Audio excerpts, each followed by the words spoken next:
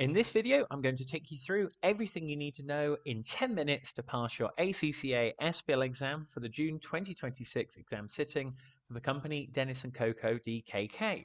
My name is James, and if you'd like access to my exclusive SBL notes you can see above me that have helped students around the world to pass their examination, click the link in the description or in my bio and you can download a copy yourself. I'm also delighted to say I'm affiliated and associated with Astranti, and they have mock examination papers, pre-seen analysis packs designed specifically on the June 2026 sitting for Denis KoKo DKK. And if you'd like to check those out as well, just click the link in my bio or description, and they're definitely going to help you to get the 50 plus over the line and to pass your SBL exam. But now let's get straight into it, because we have some key elements that you need to get down for your notes, because this is going to be the difference in getting you the pass.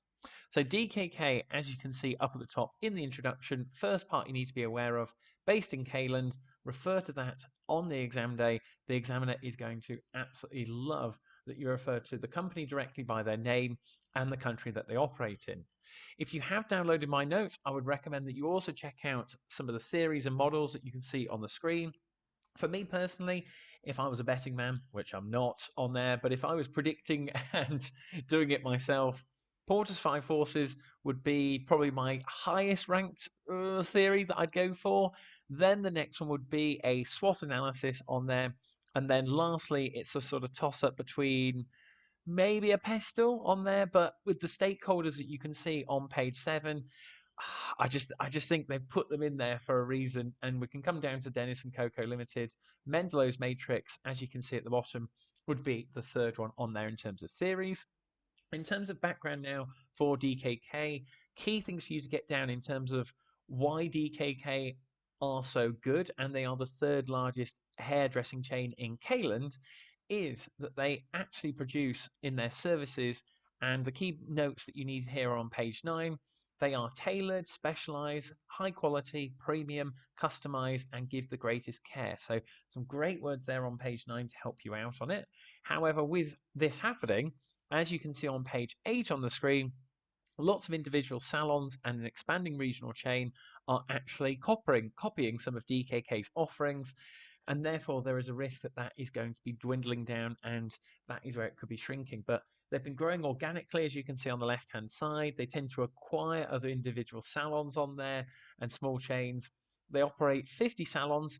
The key names that you need to be aware of for your notes, not to forget and overlook, is on page 2, where we're told here that DKK offer the excellent service and experience. Halo Hair is the next key competitor, which is the largest with 203 salons. Trims has 85 salons, which is the basic experience and low level. Halo Hair is good experience and satisfactory service on there. And the only time that those competitors are mentioned again is if you go down to page 7 in your notes on here. This is where you need to get down the Hairdressing Standards Association, that DKK is ranked as excellent on there, Trims is ranked as good, and Halo Hair is ranked as very good on there. So those are the main competitors. But the marketplace that we have actually in Cayland, you need to go up to page 2 up at the top where my mouse is. Some key stats on here: that 99% of hairdressing businesses are small, independent, with just one salon on there. We're told that over 98% of hairdressing businesses have revenue of less than $500,000. So all of these are key stats that you need to be aware of, that the hairdressing industry in Cayland employs 259,200 people, so just under 1% of the working population. Again, some key stats just to get your head around and to apply on the exam day.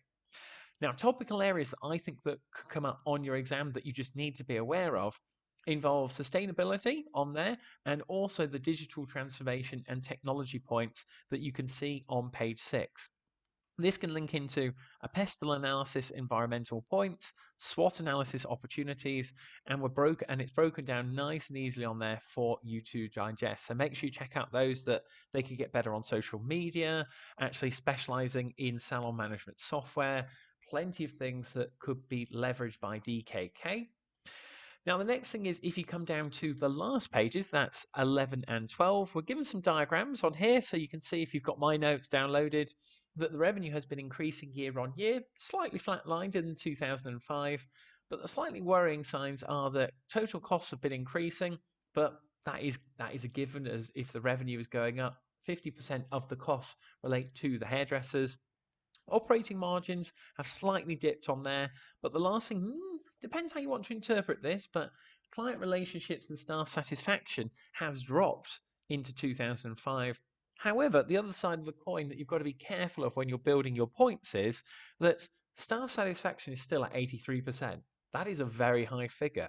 And in terms of client retention, it's at 81%. So that means 4 in 5 clients or customers who come through the door will return. And in a competitive marketplace for DKK, that's pretty good, I would say. Now, other areas for you to be aware of are the risk register on the left-hand side. That is where you could see the application of the TARA model on there. So for these risks, should we transfer the risk, avoid the risk, reduce the risk, or simply accept the risk?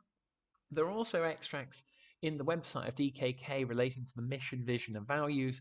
So if any of those are broken that you see in a requirement or scenario or exhibit on your exam day, refer directly to those website extracts and just remember those keywords of commitment, integrity, citizenship, happiness, and sustainability as to, does it go against any of those values? Does it go against the vision of the brand invokes the best in hairdressing?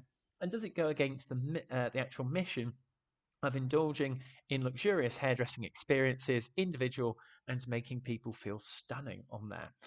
The main thing for you to be aware of for your SBL exam day is there will be something that goes wrong on there. There has to be. You've got to have things to talk about and applying the models and theories.